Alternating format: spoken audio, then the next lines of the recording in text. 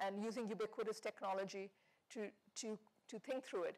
What we're doing now is working with the central government of Korea, and we're working on a plan for about 400 to 500 smart work centers throughout the country, not only for environmental sustainability, to start really engaging. Maybe the stay-at-home mothers can come in and do some reading to children after hours before their parents get home.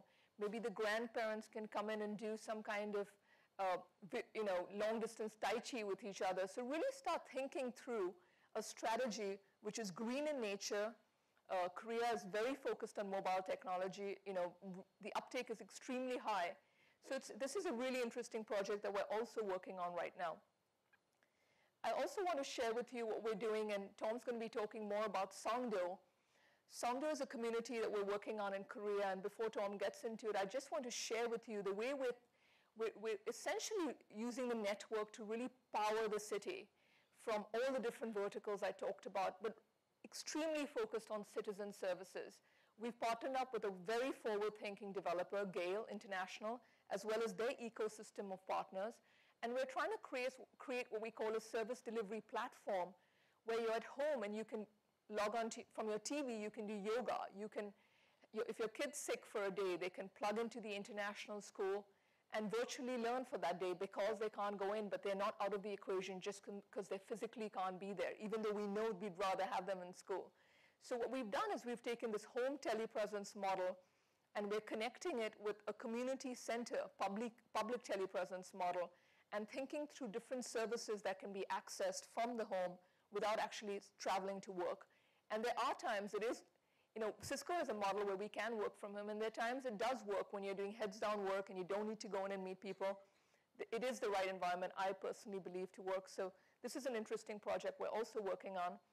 And the two kind of fundamental kind of features of our communities of the future is what we call Community Connect, which is the citizen services menu.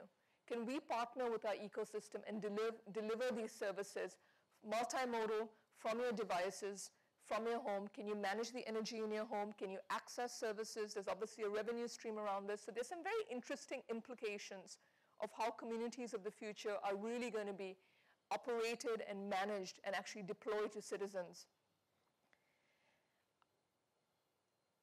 I also want to talk about the one common infrastructure, which we call community exchange. And I think this is really interesting because when you think of cities, cities actually create a lot of data, existing cities.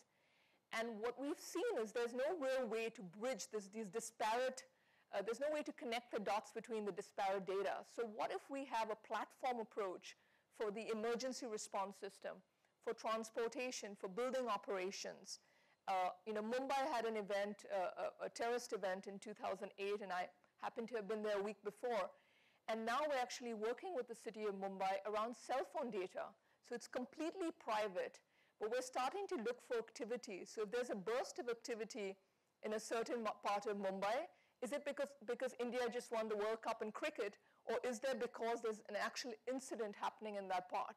So you're starting to take disparate data, add in analytics, start making sense of it, and run cities and manage your real estate in new and innovative ways, which again really focus on the social sustainability, the economic, as well as the environmental. It's not just all focused on the environmental.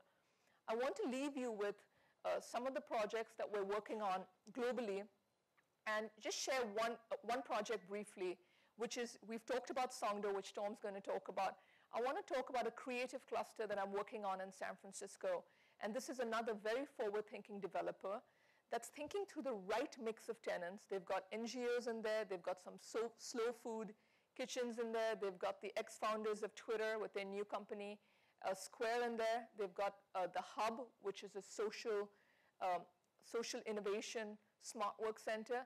And they're really bringing in these diverse professionals to come together.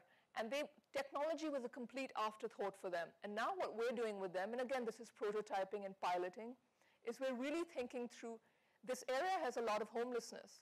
Can we use technology not only to engage the cluster, but to stream out to the community some of the problems and get feedback from the community? Can we use technology to connect the diverse tenants in the cluster with each other? Larry talked about having a cafe. Every new cluster now talks a lot about cafes and connectivity and placemaking. What if you layer in ubiquitous technology to connect to other cafes in the world? So it's not just about local innovation, because we do believe innovation is going to be kind of the differentiator between cities, but it's kind of glocal. Can you go across the world and do a wine tasting with Buenos Aires and San Francisco and talk about some of the innovation and clean tech you're doing through these technologies? So again, I would argue technology is an enabler. It's not a panacea, but I would argue strongly it's definitely going to be the future around smart connected communities. I think. Happy to talk about any of these projects later. I'm now going to invite Tom Murcott to join us.